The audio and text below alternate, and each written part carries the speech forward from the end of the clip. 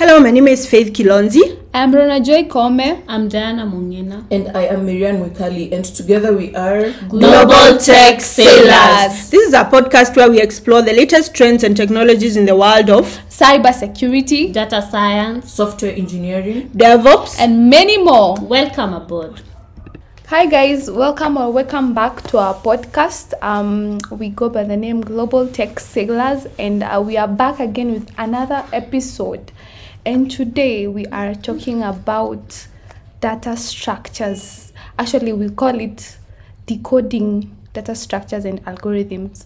So I think we have all, maybe most of us have had experiences where you've applied for a job somewhere, a tech job, and you're required to take a technical interview, which is data structures. So you're given a certain problem that you're expected to solve in most of the time a certain amount of time. So we are trying to think, is it the right way to try and gauge skills, or do we feel like there are better ways? Because there are better ways. So we'll start off with let's hear from Diana.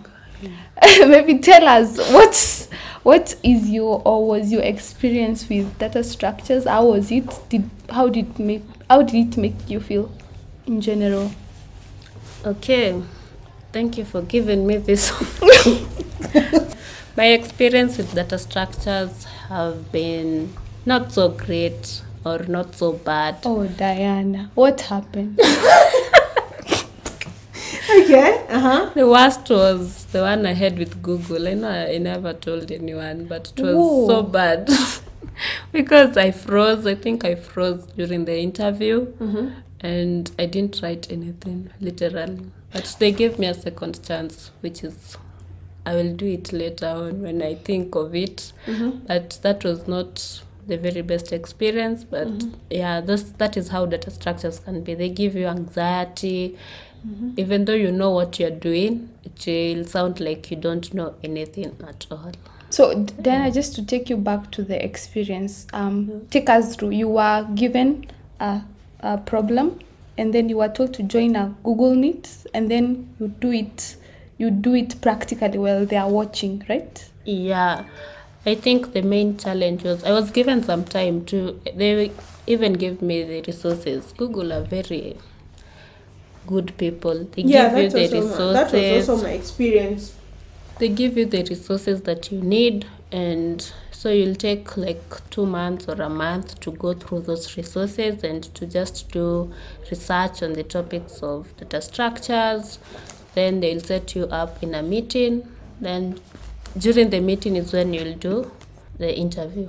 Diana, are they specific? Are the resources specific? Like the resources you're given, the question that you got, is it specific? Like in a Kamwa Kenya hivi, ama you go there and it's still darkness. It is not specific. Let me interrupt because I have PTSD. Where you're given, it's like a book. It's like being given the cracking the coding interview book, which is over 300 pages for you to prepare for an interview that will just maybe test you on one question or two. Obviously, it's like reading for 4 years. then coming back and being asked something totally different. It's like basically what you are taught and what versus what you get in the workplace. So those kind of things, right? So the resources do not necessarily mean like you're good. Yeah. I'm sure you've seen, and maybe we didn't touch on this when you were starting. For data structures and algorithms, you realize that there are a lot of resources like LeetCode. How many questions does LeetCode have? A million. Codility.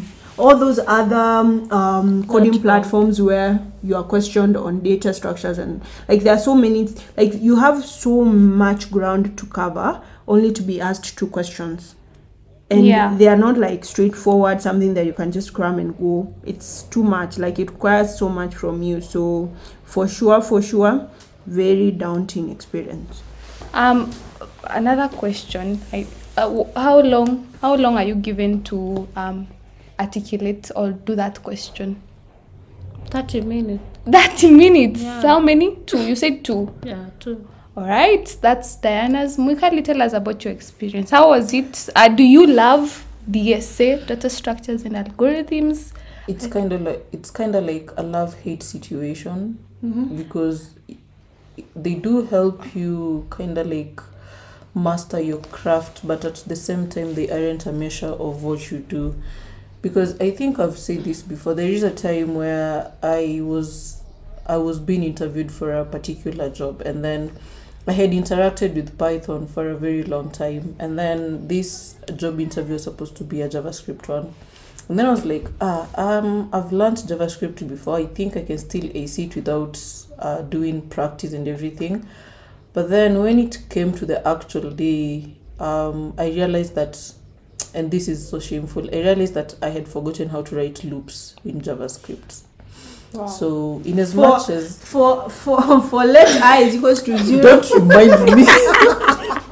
Don't remind me, but yes, I think I learned a lesson. In as much as we say we are good in something, we have to practice. The DSS require a lot of practice, that's for sure. That's like a fact. But to what extent? Like, yeah, you practice, but it's still a lot. Yes, a lot of ground to cover. Because I believe if maybe I was given the opportunity to work for that company, I think I would have done a good job. It's only that they saw me fail a DSA question and they thought... And that was it. Yeah, for that you. was that it. was the end of your journey. Exactly. They are lost. Better Diana, who has been given a second chance. Please. For me, It's second their loss, chances don't worry. were... It's their loss. But it's okay, man. We learn and we move. For sure. Yeah. All right. Thank you, Mwikali, for that. We can get to Kilonzi. Tell us your experience and how has it been, or how has it been so far with data structures interviews? Okay, so on the same thing, I also had a similar experience like Diana. I interviewed with Google, but I also interviewed with Amazon. I also interviewed with Microsoft. And wow, look at you. Look at you go. See, you guys. Let me be humble. I've been taking classes. But for sure, I think my experience was similar where I took months to prepare to this interview. Yeah. I moved from one stage to the next. For Google, I went up to the final stage. Can you imagine? And because on the final stage, I didn't finish on time. I did one question which I think the complexity or the efficiency was not up to, I think it was O of n squared and it was supposed to be O of n, or I think it was n log n or something. I think all these things made a decision, like regardless of how much progress I'd made, that was it. The same case applied with Amazon. Yeah. So with my experience, I feel like data structures inherently are not bad. The problem is, do they represent my abilities? Of course not.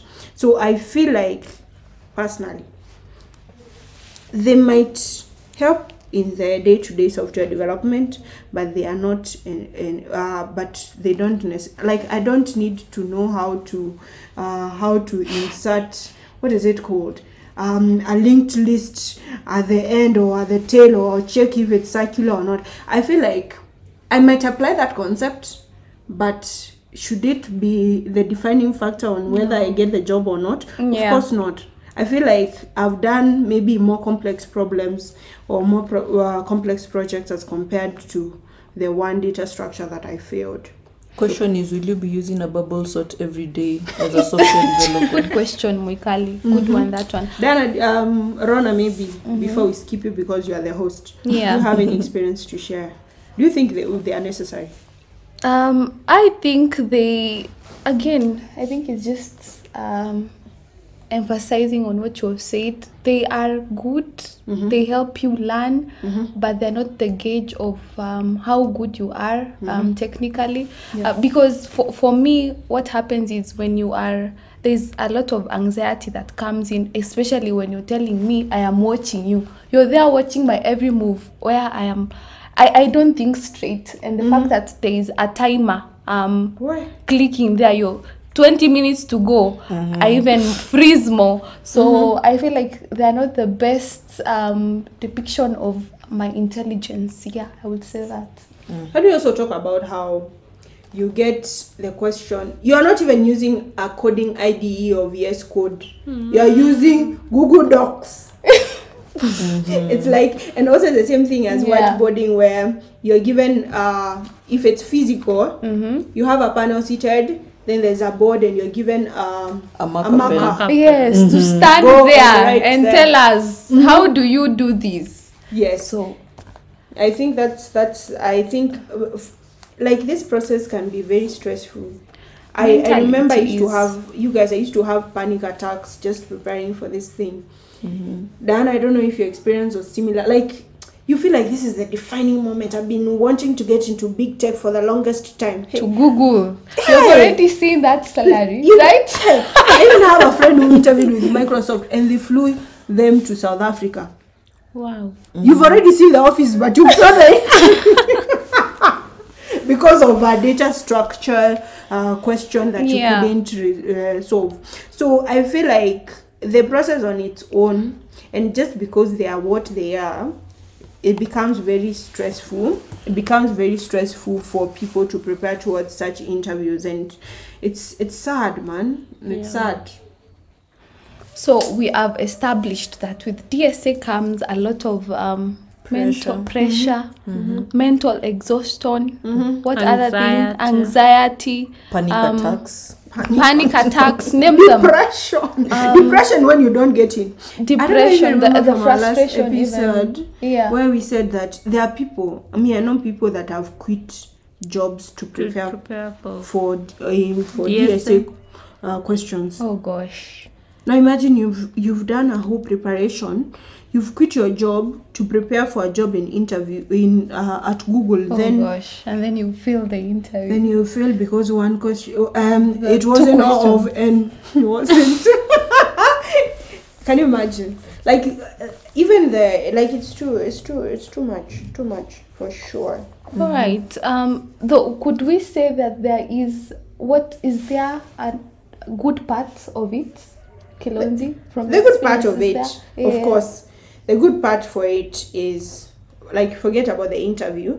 The good thing about knowing data structures and algorithm, and I'll speak from a software engineering and data stuff POV, is that you know how to engineer your project from ground up. Like, right now, if you knew that if you're working on maybe the next Uber, imagine being able to know that route A is more efficient than route B. Just the actual, at the very core, the engineering of making sure that this algorithm is more efficient than this other one. Just the art of problem solving. It gives you that mind, being able to think as an engineer. But I feel like it's something that should be cultivated, not something that should be a test. Yes. So what you're saying is the basics, the data structures basics are quite important. Very important. And relevant to the market. They are relevant in your day-to-day software engineering. Of course, now there's also the part where if I'm a front-end engineer, why do I need if I do front-end, I'm just worried about if this button is at the center or it's green or red. I'm not so much worried about the data structures. So that's the thing. I've seen companies testing a front-end developer data structures. Like, make it make sense. Except if you're testing them on JavaScript, of course. Yes. That would make sense. But it shouldn't be maybe a linked list. Yeah, that doesn't make sense. Or a tree or a graph. It should be more something that is applicable to the role. The role that you're going to take. Yes. Diana, what came out of what good thing came out of you, that experience, that DSA experience? I think the most important thing as a software engineer is being able to solve problems. So the data structures will help you grow that mindset of easily solving problems. At first, it will be challenging, very challenging, but the more you do the practice, the more easier it becomes for you to solve the problem. So it gives you that mindset of being able to solve challenges, which Yeah. is a very key skill in software engineering. Oh, nice. Thank you, Dee, for that thought. Let's go to Mwikali. Mwikali, something positive that came out of your DSA experience. Before I talk about that, I think I'd want to say DSA. I compare DSAs to mathematical functions. Remember the way in math we'd have a function that would basically solve a particular thing. I tend to compare that to DSAs a lot because DSAs are basically the functions of programming. Without DSAs in programming, you wouldn't be able to engineer your craft or basically do what you're supposed to do. They are the underlying factor in software engineering, basically. Yeah. But then, something positive I'd say I took from it was practice. In as much as you think you're good in it, you never get good enough. Exactly, you'll never be good enough. Or maybe, You know, You always have submit to something practice. on LeetCode and gives you 100%, and you feel like you've reached. Yeah, because it's one question. It's one question. many people out there are doing the same thing as you are, right? So you have to be good enough to set yourself apart from everyone else. Ah, nice. I think it also cultivates the nature of consistency, because I think most people, when they start doing DSA, they make it a habit to do it daily. So it natures your consistency in the discipline. Yes, I agree on that, because I think the moment I failed or I have failed, I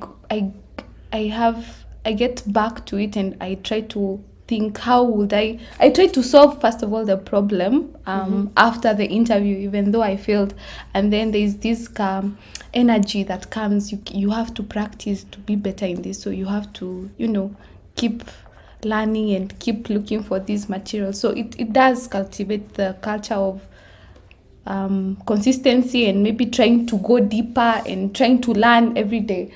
So my other question would be, all right, we have talked about the cons. We have really said a lot of negative things that comes with DSA. So what other options would you advise companies or employers to try and use so that they can be able to get the best? Okay, they're trying to get the best skill. So how do they, what other methods do they use to be able to get that best skills rather than DSA? Okay, so maybe I can go first. I was reading this book. I'm a fan of this lady. She's a product manager at Spotify. Yeah. But previously she was a front-end software developer, and she wrote a book called Decoding the DSA Technical Interviews. Her name is Emma Bostian, so you can check her out. And one of the things that she made very clear is that the interviews don't need to be hard. Like, you don't need to sit there and stare at me for me to fail or something. You should allow me to Google. I mean, software engineering is about figuring out stuff, right? Yeah. So if on a day-to-day work environment, I can Google to find a solution, why is it so hard for me to Google during an interview if I have the right words? For example, let's be candid for once, right? Let's say we were creating there's a problem that is asking you check if this linked list is a circular linked list or not, right? Yeah. So at the very basics, I understand. I've come up with a pseudocode. Yeah. Or I'm able to understand the problem, and which is very essential. Yeah. I should be able to understand what you are asking me, ask a few questions, come up with my breakdown of it in a pseudocode. Yeah. So when I get to the point where I can't remember how to, maybe I'm Mwikali and I can't remember how to write a for loop in JavaScript. Wow. I should be able. I just give an example, right? Wow. Banter. It's Don't good. take it. It's good for the show. It's okay. So I should be able to Google how to create a for loop in JavaScript. Yeah, because I already have the idea. Because I already have the solution, right? Yeah. Yes, so please, companies should allow people to Google during an interview as long as they understand the problem and they know how to solve it. The syntax, that's something that can be Googled. True. Yes, that's I my think point. I hope the employers are listening at least, or Potential My next employers. employer, please listen very clear. Diana, do you have Yes. a suggestion? Yes, first of all, we'll be the next employers, so we'll look into that too. Wow. Also, I think also projects are very important, but don't give people an entire product to build because it is an interview. You can just give them a small project that they can work on for maybe 2 days, then they submit, then you look at how they write code. Is the code clean? Is it The commit messages. Are they you good check enough? on things that they will be doing on their daily basis instead of just focusing on the data structures. Speaking of which, I have something to contribute, but not necessarily on that. There are companies that want you to create solutions for them, then they don't hire you in the end. Yeah, so you That If was you're my giving me point. a project, I heard there's a company that hired some product designers. You come up for an upcoming project, then they interview, like potential candidates came up with potential product designs, and that company used those designs and they didn't hire the person who came up with the idea. Oh gosh. I've even heard of the others, not in tech particularly, like there's a media company somewhere in Kenya that hired, that announced a call for interviews. Then people came up. Koome, they were looking for strategy for 2023. And you've already given them solution. Wait, can we sue them in this particular How are you instance? going to sue them? You don't even They have don't a, have Making any use of your contract. products. you don't have Exactly, any you don't rights. have any. Wait. You don't don't have have any- any contract. Yes. You don't Yes. have any intellectual property. Yeah, Yes, it I was know. an interview. How do Remember I know you- that it's yours? We should sue them in some way. How? The question is how. When we bring in that lady Yes, to the discuss lawyer. about policy and Discuss that. regulations, I think we can find a way to talk about that. Yeah, we Because can that ask is that very because wrong there are on gaps. so many levels. There are so many gaps there. Yeah. But for sure, I think that, like Dana said, a project is a good measure that I can actually do this thing. Just make sure that it's an MVP Yeah, not a whole product. for sure. Mwikali, do you have anything more to add? I'll talk about role-playing scenarios, like simulate a real-world example. If you're calling them in for a physical interview, give them a real-world problem, see how they think through it. Even you can look at the way they behave towards a certain thing. These are some of the things you can use to measure someone's past experiences, and I think if you feel like these past experiences align with what you're currently looking for, it will be able for you to hire this person because it shows they have the capability. Yeah. So simulating a real world example, provide maybe a problem, a real world problem, see how they are able to solve it, see how they even work through it, see how they behave towards a particular thing. And now from that, say, let's say for example, you're amused or you're amazed by what they've been able to do. You can actually hire that person because you feel this person has potential from the way they're thinking. And that's even the part where soft skills come in, because if this person is able to articulate through a particular problem and provide actually a working solution, this means that this person is capable of doing whatever it is you want them to do. Yeah. For sure. Sure. Thanks, Mwikali, for that. And I think just to end the suggestions, Yes. so the suggestions, I will circle back to whatever you said. Please just be, do I call it empathetic, or the fact that I came up with a pseudocode? Why can't you maybe even put that into account? The fact that I was able to come up with just steps, like my thinking process, my thought process of how I would solve this problem. I think that should be taken into consideration. I think also now, speaking of empathy, Yeah. empathy is a very important factor in interviewing because, like, I hope employers or potential employers or panel discussions, they can create an environment where we say, at this particular point, you've done your best. You're too stressed. Empathize with me. I'm not saying that show pity so that you can give me the job, but the daunting process that this takes. Yeah. Like all the mental exhaustion, the frustrations, I feel like it should be put into account whenever you're testing. You are not testing a stone, you are testing a human being with emotions, and you don't know how much. If this does not even involve my day-to-day work in this workplace, you just want to frustrate me and make me feel inadequate. Yes, and make me feel inadequate for sure. So I feel like a bit of empathy for interviewers comes in handy, especially when you're testing people, not just in data structures or algorithms. I know there are interviewers who take advantage of candidates by learning about their background and making them feel like, you don't come from money, so if we give you 100K, that will be enough. Like you're making it sound like you're taking advantage of me based on the information that you've been able to mine from me, for heaven's sake. So don't take advantage of candidates, whether in a technical space or not in a non-technical space. Like, be a human being. Know that you are dealing with a human being. Also, on something Kilonzi is talking about, the way Google has so many steps so that you may be able to get to the final. So many. So if you feel I am not adequate, please drop me at the second stage.